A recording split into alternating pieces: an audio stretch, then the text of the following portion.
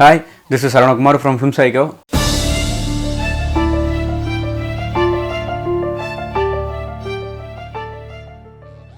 ரீசெண்டாக சினிமா இண்டஸ்ட்ரியில் வந்து எப்படி என்ட்ரு ஆகிறது அண்ட் அதுபோக அதில் எப்படி சக்ஸஸ் பண்ணுறது அப்படின்னு சொல்லி நிறைய பேர் கேட்டிருந்தீங்க.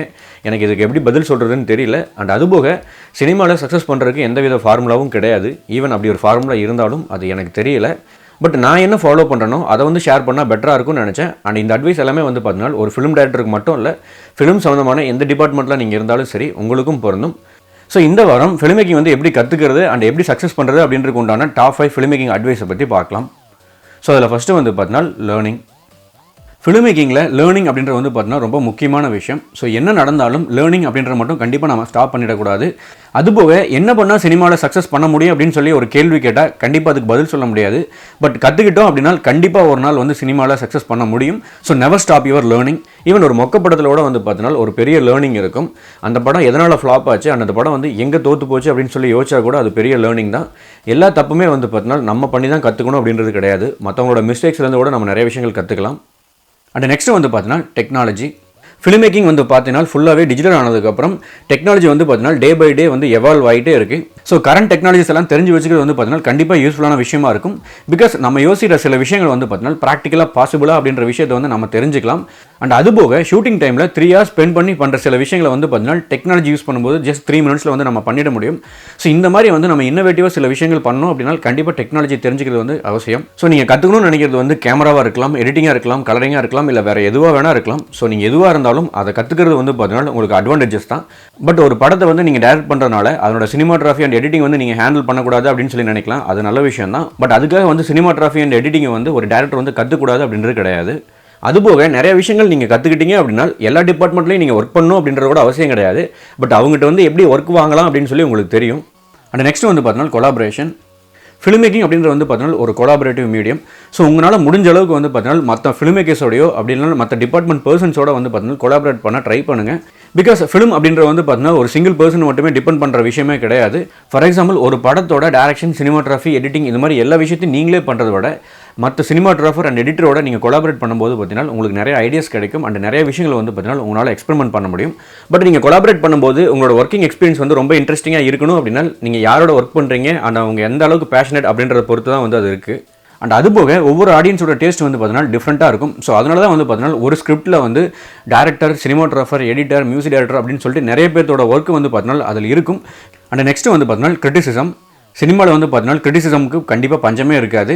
நம்ம படத்தை பார்க்கும்போதும் சரி, இல்லை ஃபிலிம் மேக்கரை நம்மளை பார்க்கும்போதும் சரி, மேக்ஸிமம் கிரிட்டிசைஸ் பண்ணாதவங்க இருக்கவே மாட்டாங்க. பட் அதுதான் வந்து பார்த்தீங்கன்னா நம்மளோட learning. Because we are learn from our mistakes. So நம்ம படத்தோட மிஸ்டேக்கை வந்து மற்றவங்க சொன்னாலும் சரி, இல்லை நமக்கே தோணினாலும் சரி, அந்த மிஸ்டேக்கெல்லாம் வந்து கரெக்ட் பண்ணி எப்படி நெக்ஸ்ட் படம் வந்து பெட்டராக கொடுக்குறது அப்படின்ற பற்றி யோசிக்கணும். ஸோ எல்லாத்தையுமே வந்து லேர்னிங்காக பார்க்குறது வந்து பார்த்தீங்கன்னா கண்டிப்பாக நல்ல விஷயமா இருக்கும். பட் சம்டைம்ஸ் வந்து பார்த்தீங்கன்னா லேர்னிங்க்கு உண்டான கிரிட்டிசிசம் வந்து கண்டிப்பாக கொடுக்க மாட்டாங்க. ஸோ அவங்களெல்லாம் வந்து நீங்கள் அவாய்ட் பண்ணுறது பெட்டராக இருக்கும். அண்ட் ஃபைனலாக நம்ம பார்க்க போகிற டிப் வந்து பார்த்தீங்கன்னா டைம். சினிமாவில் ஜெயிக்கணும் அப்படின்னா கண்டிப்பாக டைம் ஆகும். அண்ட் அதுபோக சினிமாவில் ஜெயிக்கிறதுக்கு வந்து பார்த்தீங்கன்னா பொறுமை அப்படின்றது வந்து ரொம்ப அவசியமான விஷயம். ஸோ எவ்வளோ டைம் ஆகுது அப்படின்றத விட அதில் நமக்கு எவ்வளோ லேர்னிங் இருந்துச்சு அப்படின்றத ரொம்ப ரொம்ப முக்கியம். ஸோ சக்ஸஸ் பண்ண இவ்வளோ டைம் ஆகுது அப்படின்ற பற்றி யோசிக்கிறதுல எந்தவித யூஸ் இல்லை. அண்ட் அதுபோக என்னை பொறுத்த வரைக்கும் எவ்வளோ குயிக்காக வந்து ஒரு ஃபிலிம் மேக்கர் ஆகிறோம் அப்படின்றத விட எவ்வளோ குவாலிட்டியான ஃபிலிம் மேக்கர் ஆகிறோம் அப்படின்றது ரொம்ப முக்கியம். ஃபிலிம் மேக்கிங்கில் பட்ஜெட் அப்படின்றது வந்து பார்த்தீங்கன்னா டைமுக்கு டைரக்ட் ஆப்போசிட். சப்போஸ் உங்களோட ஷார்ட் ஃபிலிமுக்கு வந்து பார்த்தீங்கன்னா பட்ஜெட் இல்லை அப்படின்னா கண்டிப்பாக உங்களோட டைம் தான் வந்து பார்த்தீங்கன்னா அந்த படத்தோட பட்ஜெட். ஃபார் எக்ஸாம்பிள் உங்களோட ஷார்ட் ஃபிலிமில் வந்து பார்த்தீங்கன்னா சவுண்ட் எஃபெக்ட்ஸ் பண்ணுறதுக்கு உண்டான பட்ஜெட் இருந்துச்சு அப்படின்னா நீங்கள் வந்து ஸ்டுடியோவில் போய் குயிக்காக வந்து நீங்கள் சவுண்ட் எஃபெக்ட்ஸ் பண்ணிட முடியும். பட் அந்த சவுண்ட் எஃபெக்ட்ஸ் பண்ணுறதுக்கு உண்டான பட்ஜெட் உங்கள்கிட்ட இல்லை அப்படின்னா நீங்கள் வந்து கண்டிப்பாக உங்களோட டைம் தான் நீங்கள் வந்து ஸ்பெண்ட் பண்ணி ஆகணும். ஸோ அதுக்கு நீங்கள் ஃபஸ்ட்டு பண்ண வேண்டியதெல்லாம் என்னன்னு சொல்லி பார்த்தீங்கன்னா உங்கள்கிட்ட என்ன மாதிரியான சவுண்ட் ரெக்கார்டர் இருக்குது அப்படின்னு சொல்லி யோசிக்கணும். சப்போஸ் எதுவுமே இல்லைனா கடைசிக்கு வந்து மொபைல் ஃபோன் தான். ஸோ அந்த மொபைல் ஃபோன் யூஸ் பண்ணி எந்த இடத்துல வந்து நம்ம சவுண்ட் ரெக்கார்ட் பண்ணால் ப்ராப்பராக வருது, அதோட லிமிடேஷன்ஸ் என்ன அப்படின்னு சொல்லி ஃபஸ்ட்டு நம்ம யோசிக்கணும். பட் என்னதான் நம்மகிட்ட ப்ராப்பரான சவுண்ட் ரெக்கார்டர் இருந்தாலும் போன உடனே வந்து பார்த்தீங்கன்னா நம்ம சவுண்ட் எஃபெக்ட்ஸ் எல்லாம் வந்து ரெக்கார்ட் பண்ணிட முடியாது. ஸோ அந்த லொக்கேஷன் வந்து எப்போ அமைதியாக இருக்குது அப்படின்னு சொல்லி பார்த்துட்டு அதுக்காக வெயிட் பண்ண வேண்டியிருக்கும். ஈவன் நம்ம வெயிட் பண்ணி நமக்கு ஆடியோ ரெக்கார்ட் பண்ணாலும் அந்த ஆடியோ ட்ராக் வந்து பார்த்தீங்கன்னா வீடியோ ட்ராக்கோட ப்ராப்பராக சிங்க் ஆகணும். ஸோ இந்த மாதிரி ஒவ்வொரு விஷயத்துக்கு வந்து பார்த்தீங்கன்னா கண்டிப்பாக டைம் ஆகிட்டு தான் இருக்கும்.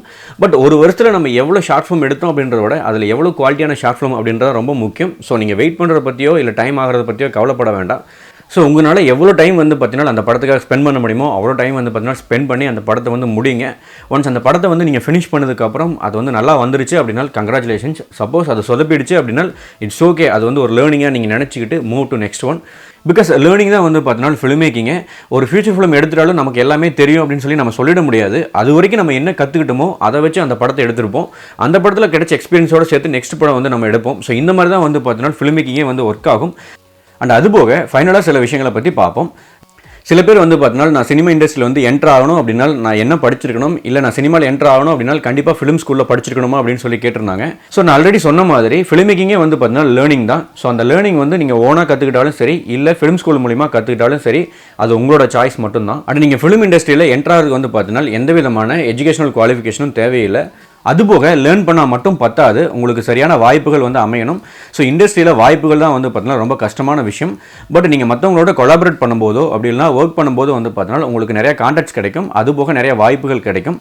ஸோ கற்றுக்கிட்டு ஒரு சரியான வாய்ப்பை வந்து தேடுங்க. கண்டிப்பாக உங்களால் வந்து பார்த்தீங்கன்னா ஃபிலிம் இண்டஸ்ட்ரியில் வந்து சக்ஸஸ் பண்ண முடியும்.